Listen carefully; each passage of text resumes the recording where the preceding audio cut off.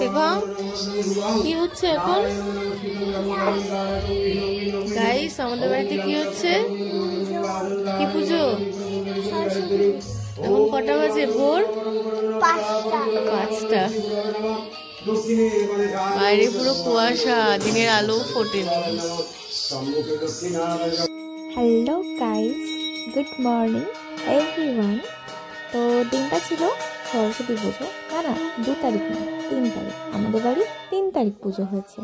তো তোমরা দেখতেই পাচ্ছ, একদম ভোরবেলা উঠে আমি, পেখম, আমাদের বাড়ির সবাই, আমার ভাই, আমার মা, আমার বোন, আমরা সবাই রেডি হয়ে গেছিলাম সরস্বতী পুজোতে অঞ্জলি দেওয়ার জন্য। মানে এতটাই সকালে পুজো হয়েছে যে তখনও পর্যন্ত দিনের আলোটুকুও ফোটেনি। জাস্ট তখন আর্লি ওই 5টা বা 4:30 এরকম টাইম ছিল, যতটা আমার মনে আছে।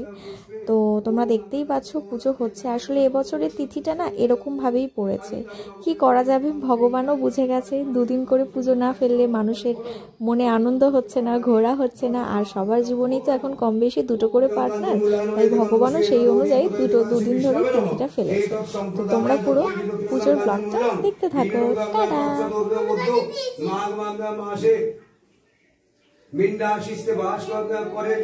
শুক্লাপক্ষে পঞ্চমী দিত অত্র ভক্তবৃন্দের বাড়িবৃন্দের যথাযথ পুত্র নামস্য সর্ব মনোভীষ্ট সিদ্ধ কামনায় শ্রী শ্রী সরস্বতী অদ্য পূজা জপন আমাদের অঞ্জলি দেওয়া যৎকিঞ্চিৎ দক্ষিণামিদং শ্রী বিষ্ণু দৈবতবর্চিতম ওম নমো।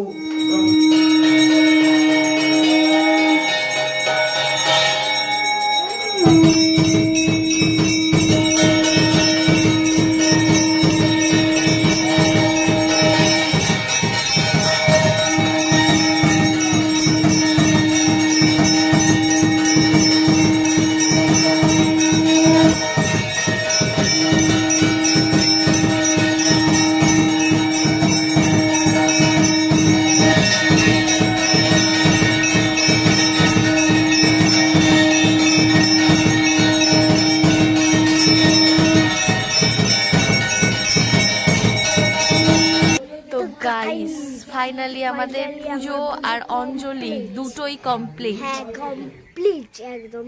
সকাল ভোরবেলা 4:30 থেকে চলছিল, এখন বাজে 6:15 আমি ফিনিশ। কোথায় যাবো জানো? আমি স্কুলে যাবো, মানে সেজেই গুছিয়ে।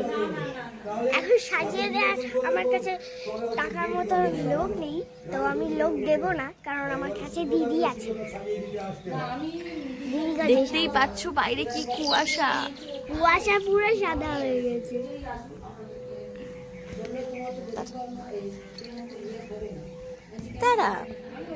গাইস, এটা আমাদের পাড়ার পুজো। আমার বাড়ির ছাদ থেকে দেখা যাচ্ছে, দেখো কুয়াশায় কিছুই সেভাবে দেখা যাচ্ছে না। ফাইনালি আমাদের পুজো আর অঞ্জলির দান। আর তোমরা এখন দেখতেই পাচ্ছ বামন ঠাকুর বিদায়ের পালা, উনি চলে যাচ্ছেন। তো তাই বাড়ির শুধু লোক নারায়ণ বিদায় করছে।